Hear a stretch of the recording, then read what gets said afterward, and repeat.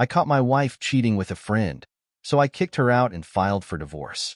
Now, she's begging for mercy, and everyone is blaming me for her attempt to commit self-harm. Long story short, I don't want this to end up being an effing novel. My wife cheats with a friend of mine while I was out of town. I catch her by snooping through her phone after a gut feeling. I confront her, and she lies until I push her to the corner and admit everything.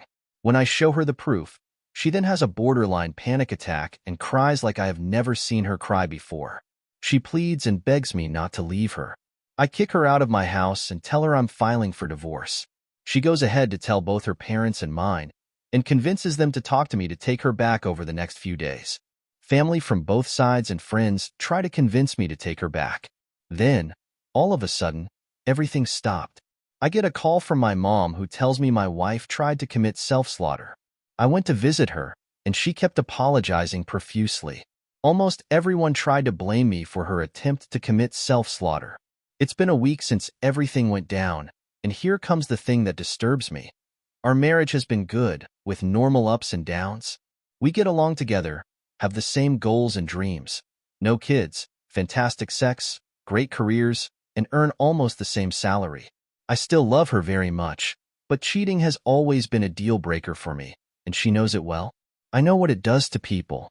My wife is a good person, kind, caring, and everyone loves her, especially my mom, who sees her as her own. Questions 1. Should I at least give her a chance for reconciliation? Like I said, I still love her. 2. My wife had been one of the most honest people I have ever met until the affair that lasted for a month. How did it all change during that time? 3. If I hadn't caught her, she would have continued, as the text showed that she didn't even have regrets. Why did she have a mental breakdown when I caught her? Some comments. Well, self-slaughter is a coward's way of dealing with problems. If she had truly been remorseful, she would have gotten herself into therapy and actually shown you how sorry she is about betraying you and putting you at physical and emotional risk. Instead, she sought to control your actions by trying to cause harm to herself. This is selfish. You can't control other people, and nor should you guilt other people into getting what you want. That being said, if you want to try reconciliation, it needs to be on your terms with no compromises whatsoever, like going for an STD check, enrolling in therapy by herself, committing to working on the problems, changing her number, and allowing you full access to her social and private accounts, and anything else that will bring you peace of mind. She must do so without complaint or attempt to compromise. Also, she does not owe reconciliation, even if she tries. It takes two people to make a relationship work, and she fired you from caring about her the moment she went and had an affair. Not the same, but food for thought. I was married to a woman that I would have walked through fire for. 6 years into the marriage, I found out that she was secretly addicted to substances. I am adamantly against substances, and she knew it. The day I tried to take her to rehab, she attempted self-slaughter because I was forcing her away from what she considered to be comfortable. It was more emotional blackmail, though, than any real attempt to slaughter herself. After rehab, I agreed to give the relationship another chance on the one condition that she never touched substances again. A year went by, and things were good. Then, I started to see the warning signs again.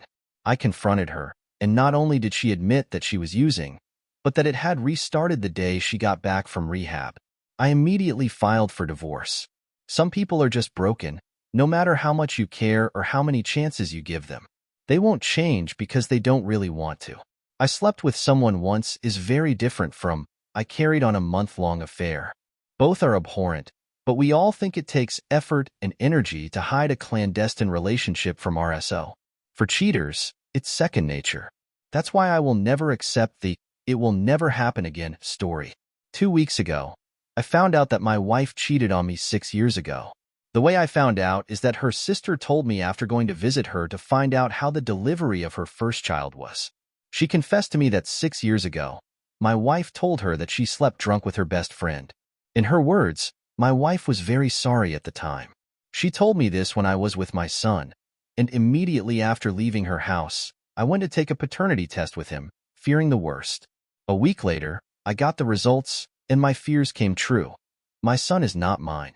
For some reason, I began to see the boy differently, more as an acquaintance than a son. With proof in hand, I confronted my wife at night when the child was sleeping. She asked me who told me, and I simply told her that it is none of her business. Although it will not take long to connect the dots that it was her sister, well, that is not my problem now. Regardless of that, I asked her for a divorce, which is now in process. She was devastated and swore to me more than once that nothing happened with anyone again, that she has been faithful to me in body and soul since then. I held back the urge to insult her to avoid complications during the divorce, not believing a word she said, mostly blaming the alcohol instead of taking the blame herself.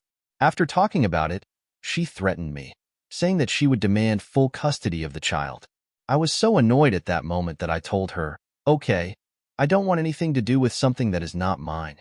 You keep the child, and I'll keep the dogs. We have 2 dogs that we adopted as puppies, and they are currently 8 years old each." After my words, she tried to convince me to take care of the child with her, that I am his father. At that moment, I exploded. I was so angry and had held back so much that I just yelled at her to go and take her bastard with her. A week has passed since then, and I am at home. It is in my name because it is a gift from my parents. She went to her parents' house with her kid and has not called me since. She left with everything and the half-asleep kid when I yelled at her. Especially since it was the first time I really yelled at her, it sure affected her. I talked to my parents, and my dad told me that I did the right thing and that I shouldn't be raising something that is not of my blood, and I agree with him. However, the pain is still there. My younger brother told me to write here to entertain myself. I am currently seeing a therapist 3 times a week, who told me that I have already taken the first step, which was to leave behind what causes me pain. It just hurts to know that my family no longer exists.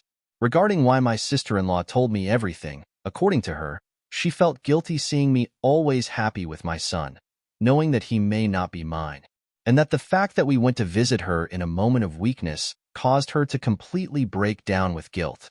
I don't know how true that is. I just know that right now, I feel tremendous hatred for my wife and a feeling between pain and resentment for the child. Although it's just time to get ahead, I just hope the divorce goes smoothly. We have separate finances and properties, and if she really asks for child support, I have proof that it's not mine, according to my lawyer. That's more than enough if she tries a legal process for that. My therapist also recommended that I not see him nor her, that regardless of the child's feelings, I should focus on my own first, that the child is no longer my problem, and the sooner I accept it, the better. Sorry for the misspellings. English is not my first language. Some relevant comments. The child has a father, and the mother knows exactly who he is. I find it odd that so many are trying to guilt-trip this man into taking on a lifetime burden while being reminded daily of his wife's infidelity. This type of fraud is uniquely one-sided. ETA.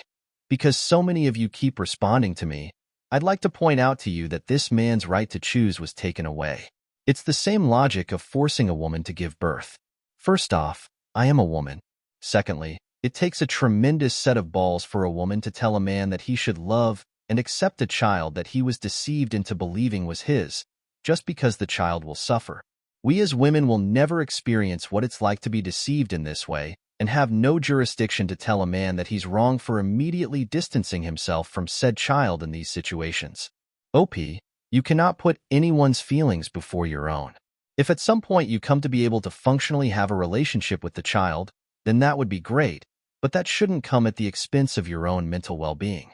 Do not listen to anyone who tries to make you responsible for harm or cruelty to the child that the woman who tried to pass him off as yours inflicted because she couldn't take responsibility for her own selfish actions.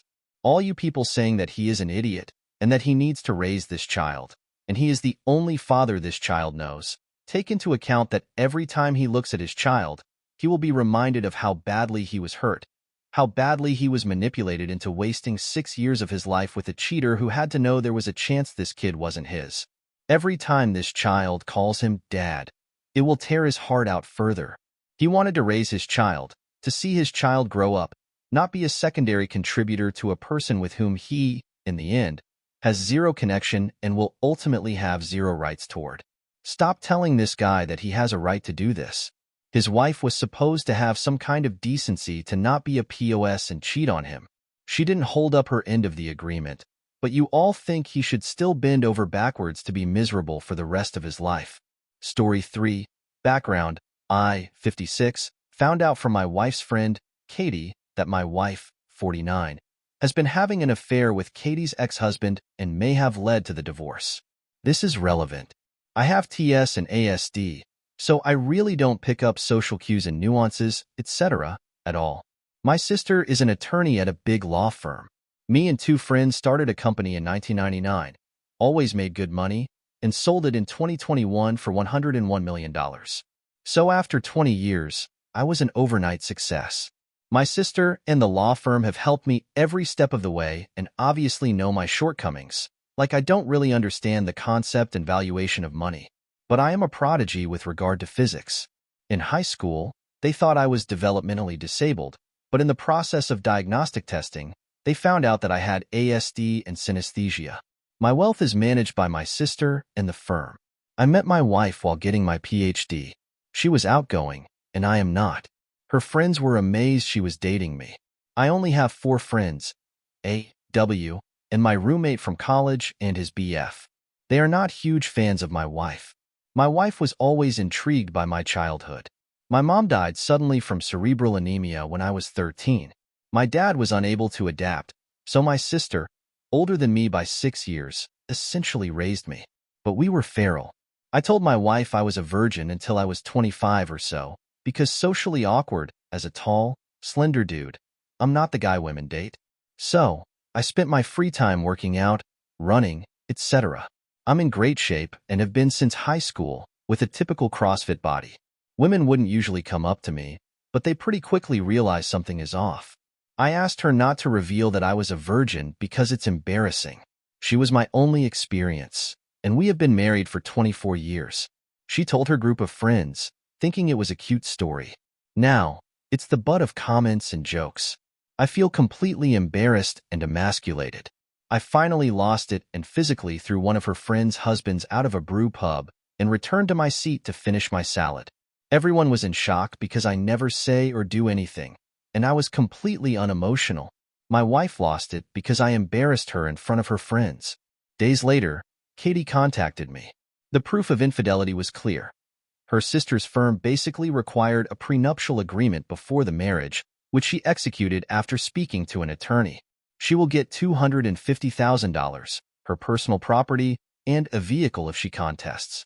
If she contests, she risks everything and would likely lose, so the total is maybe $600,000. Her sister basically had everything ready to go because she anticipated this years ago. The firm also investigated my wife and found out she has multiple profiles on multiple dating apps. Katie's ex is basically broke, and my wife hasn't worked since she was 25, with a BS in anthropology, so essentially no work experience. I have 2 houses, one on each coast and back east. I arrived last night at the house that is being renovated, so my wife has been staying with her sister or at a resort. The investigator said she actually is staying with her boyfriend. She was served the divorce papers last night as she was going into her spin class. She has been calling and texting nonstop, as is everyone she knows. Katie called me to tell me she is hysterical. I feel bad about doing this to her. I spoke to her sister briefly yesterday. Her sister is divorced. Her ex cheated on her. She didn't believe it until I forwarded some of the texts and pictures. I could hear my wife screaming and cursing at me in the background until her sister started screaming at her and showing the pictures. I was uncomfortable. I heard my wife saying, "No, no, no, no, please no, it was a mistake," etc. I told her sister, "I'm sorry, but I have to go." My wife will stay with her sister. I own both houses before marrying, so both are my separate property. I have to back out to see you in a week, but I'm glad I don't have to be there. She could come out east, but at a symposium, so she doesn't really know where I am. My sister has made it clear that she and her friends and family should stay away, and my sister-in-law's reputation is that she is not trifling. So, I am divorcing my only relationship I have had. I'm not angry. I understand. I could give her the happiness she desired, but I will not reconcile to keep the relationship. However, I forgive her and hope she will forgive me one day. So, this is my life. The certainty of routine and predictability gone. People say it is her fault, but I must have failed her in some manner. Not cool enough, not good-looking enough, not fun enough. I don't know. For a brief time, I was pretty normal, and it was amazing, but that is all in the past. I'm 56 with a number of issues. I will never marry again and doubt I will ever have another relationship. I have accepted that, and I'm not bitter. I'm realistic. I showed her the original post, and she started crying, saying it was so sad and hopeless.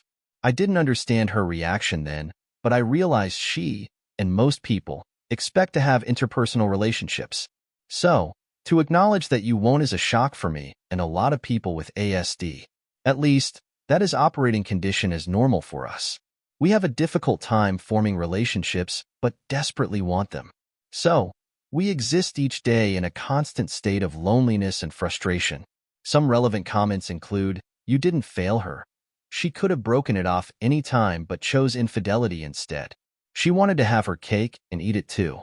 He broke. Sass Sancho can keep her. I will not reconcile with her. What would be the point? My shortcomings aren't going away. She has been blowing up my phone, so I had to turn it off. She asked me if I could forgive her. I told her that nothing is to be gained by not forgiving her, so I will forgive her. But the marriage and our relationship are over. The last time I will likely ever see my wife is during this divorce process. My ex understands and apologized to me, saying I was a nice guy and didn't deserve this. She was crying, which I didn't understand. My wife's parents are disgusted with her. I'm glad her sister is there with her, though.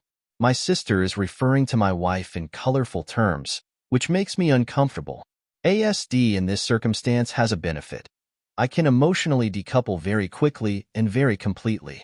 I don't understand how, if I have processed this and after a few days be relatively back to normal operating conditions, the people around me are so angry. My ASD defines me. It is my curse and my blessing. I still feel embarrassed and emasculated in the eyes of my wife's friends when this is over. I will sell the house in CA. The only person I will remain in contact with is Katie. Her ex is supposed to pay child support but has no money. I will make sure her kids never want for anything. Someone DM'd after my original post and asked if I see a future with Katie. She is amazing and beautiful, but I am damaged goods, even before all of this. Trust is always an issue with ASD people. This situation has made me skeptical of people's intentions, so I'm back to what I essentially always have been.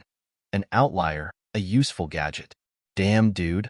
I am so very sorry you didn't do anything wrong, and it's not your fault. You did not fail her. Quite the opposite. She failed you tremendously. Don't give up hope. Not all women are bad. Thank you. I don't think all women are bad. I think all people are fallible, myself included. It is easy to assign all the blame to my wife, but there were two people in the relationship.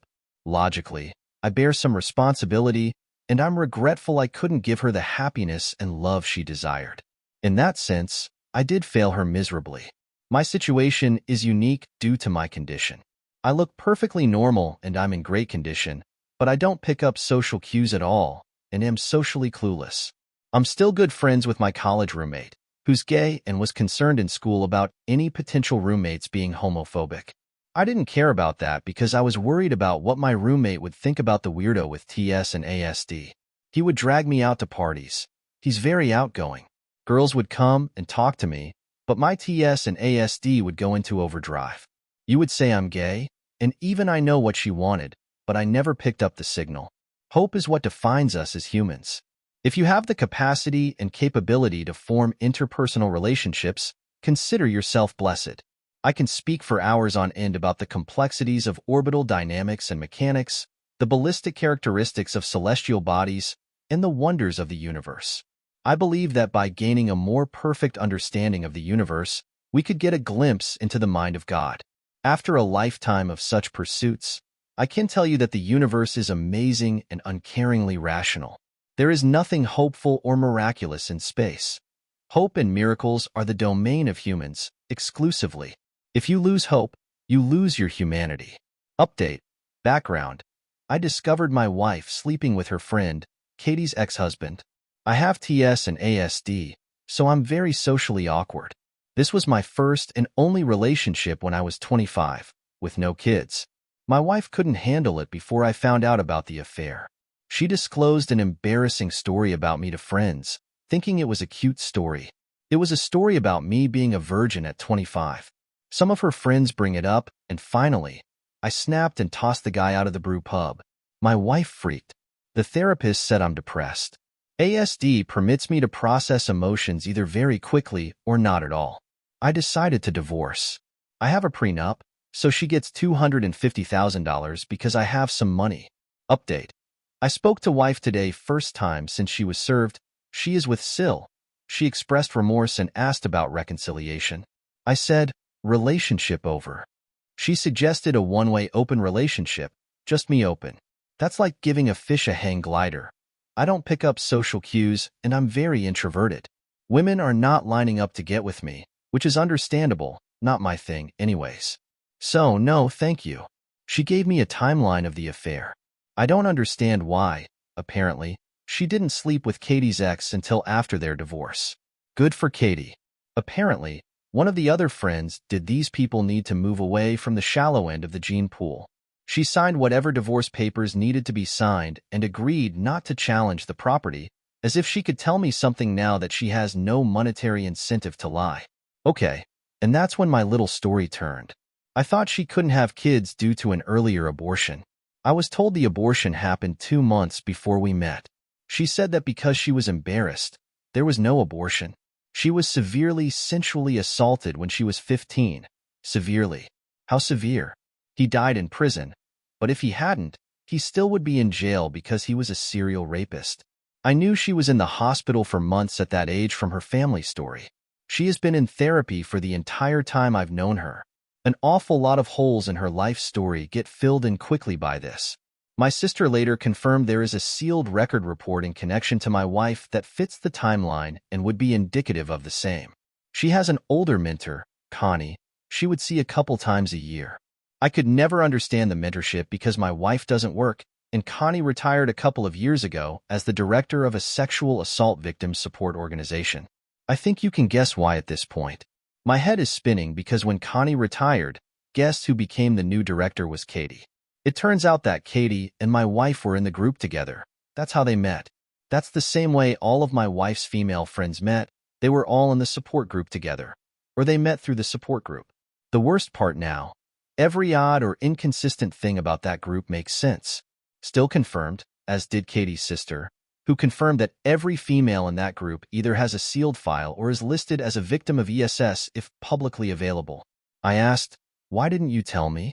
She didn't want me to think she was damaged.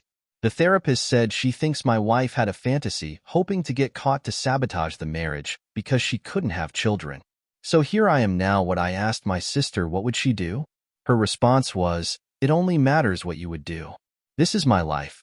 This crap show is my life. Relevant comments, you know that you will handle this, and you will be fine. I have read all of your comments, and I have no doubt about that. The very interesting thing to me is that someone with your ex-wife's background regarding sensual assault chose to disregard your specific EST to keep something sensual private and, in fact, turned it into entertainment for her friends. Several of your comments also led me to believe that your wife was abusive in this relationship, almost tormenting you for your friend group's pleasure. This is deeply disturbing and not something anyone would or should tolerate. They may be damaged individuals, but do you want to be part of this crap show? Is it healthy for you? I would argue that assisting and supporting your wife and her friends is outside of your skill set and would be less than beneficial to you. Good luck, brother. I have faith in you. Thank you. You raised several excellent points. Even when she disclosed my history, she did so from, I got a good one, and here's the proof, standpoint. But that doesn't change the fact that she disclosed something I told her in confidence, but couldn't trust me enough with her past. Trust seems to be a one-way street. If that is true, then there is no relationship. I view a marriage as two people coming together to form one, like nuclear fusion, both to protect, honor, and support the other and, at times, to hold the other accountable, where the new entity has greater power than the individual parties. One shouldn't have to lose one's self-identity in the marriage, but the union is fragile and faltering and requires constant attention. I'm not sure how this union can be sustained with seismic shifts in perspective. Your comments brought me clarity. This is very far removed from my skill set. I think my condition makes me hyperanalytical and emotionally isolated. Someone DM'd me and asked if she had a history of promiscuity before our marriage. Not that I'm aware, if she had. Would that have affected my decision to marry her? Her yes, definitely. My thinking would be that she had every right to do what she wanted. She has domain over herself. However, I would have to question her decision-making ability. Was every partner carefully considered? If yes, then she impulsively connects too easily and frequently. If not, then sex was just a transaction for sensual gratification. Then how am I to know I'm just not the next transaction? There are too many risks of failure in that case to invest substantial resources, time, emotions, capital, to continue. I suspect my view is not unusual for most people, regardless of gender. However, my wife's issue was not of her own making but rather fixed upon her. In that case, her past would be immaterial because it was not her choice. I think if anyone could logically separate her past from her present, it would be me. I'm not hurt that my wife was sad when she was a child. I'm hurt she didn't trust me enough to confide in me. Does she think I lack the intelligence, empathy, or emotional maturity to understand and process the information? Now, with everything else going on, how am I better suited to support her now with the myriad of newly added issues when I lack the ability to support her with one half of the issues? Why is she telling you now? Is it to gain sympathy and somehow have you backtrack from the divorce? Maybe I am cynical, but I have been in a situation where I was royally dumped after a decade of relationship and knowing the person since I was born. In that moment, I would have tried anything and everything to get the person emotionally invested in me. Maybe, but she signed everything over, which would indicate that is not the case. To piggyback off of the original question, she indicated her revelation to you wasn't financially motivated. But did she offer an explanation as to why she is sharing her early trauma with you now, instead of continuing the lie by omission? Was she hoping it would change your mind about the divorce somehow?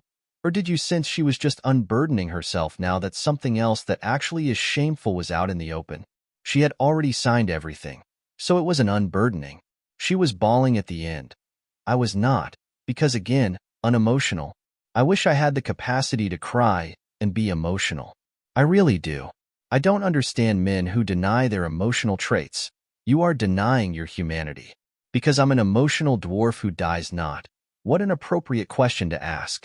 As I asked her if it was something I did or said to drive her away from me, or to make her want to hurt me, is there something I can do to make you love me again? She lost it as I sat there feeling awkward. Her sister was there also, and my friend. Everybody started bawling except me. I felt awful. She hugged me and sort of fell into me. She held my face and said she knows I love her and that she loves me. She said I was the most perfect thing in her life, and she screwed it up. In that moment, I was utterly confused and destroyed.